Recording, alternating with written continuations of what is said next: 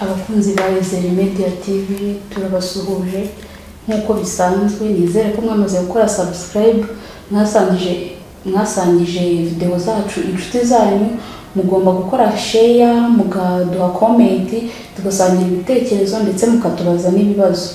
Uyu munsi rero twaje kubabwira cyangwa kubigisha ku mpamvu amabere y'abakobwa akurura abagabo cyane. Icyambere, ubundi amabere y'abakobwa abereye kuyareba ku mugabo. Amabere y'abakobwa akurura abagabo ku buryo bugaragara, kuko yaba mato cyangwa yaba manini afite uburyo aremye ku buryo ashobora gukurura igitsina gabo, ku buryo hahandi umugabo ashobora kumukurura niyo umukobwa yaba yambaye, bikaba byamukurura bigatuma akenera kuyareba noneho byimbitse akanayakoraho. Icyambere, bagomba kumenya yuko abagabo banezezwa no gukora ku mabere y'abakobwa.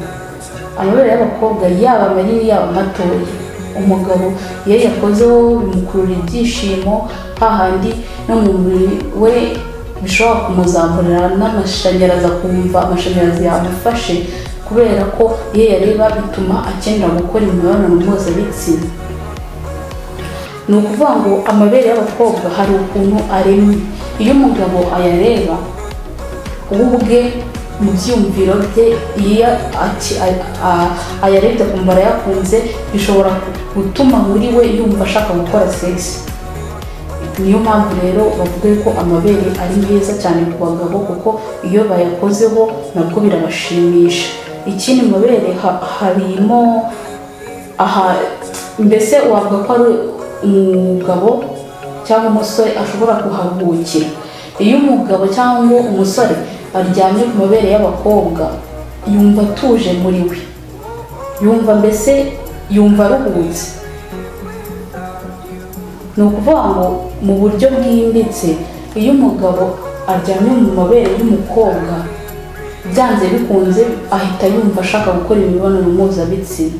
Rero akumva ni nk'ahantu, nk'uko wajya ku mazi ukaryama ahantu hari akayaga keza ukumva uraruhutse. N'umugabo niko bimeze, iyo yaryamyemo yumva ari ahantu heza cyane hameze nka paradizo ho kuruhukira. Ikindi, mu mabere y'abakobwa habamo ibanga ridasanzwe. Iyo umusore atangiye kwitegereza mu mabere y'umukobwa, haba inkomoko y'ibyiyumviro bituma yumva imisemburo yizamutse ku buryo yumva ko yakora imibonano mpuzabitsina. Kabone n'iyo umuntu yaba ari mubi ku isura, ariko akareba amabere akumva yashimye cyane ko abakurura, icyo gihe ahita yumva anyuzwe, ahita yumva ariho hantu heza habaho.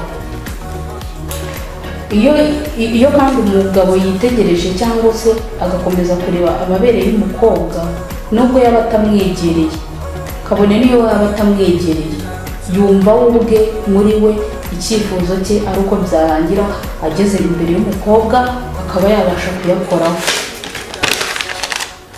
Ikindi, amabere y'abakobwa, wenda tuvuge nk'umugabo n'umugore bashakanye, iyo mugiye gukora sex, iyo mugiye gukora imibonano mpuzabitsina, byanze bikunze ugomba gukuramo imyenda yawe yose kugira ngo ushimishe, kuko habamo ibyishimo bidasanzwe mu mabere y'abakobwa. Iyo umugabo aryamyemo, iyo abishatse ashobora no kurambikamo n'imboro ye, yarangiza akarangiza akaba yahakorera imibonano mpuzabitsina. Ibyo nabyo bibaho, turabizi. Rero amabere y'abakobwa ni ikintu gihambaye, ni ikintu kidasanzwe. Nibwo waba uri mubi, ni ikintu kirenze imbere y'umugabo.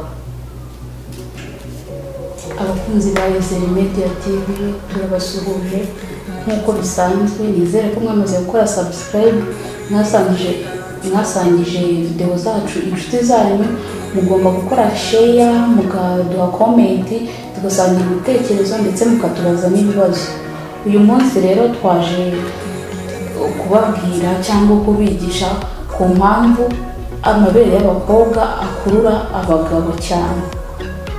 Icyambere, ubundi amabere y'abakobwa abereye kuyareba ku mugabo.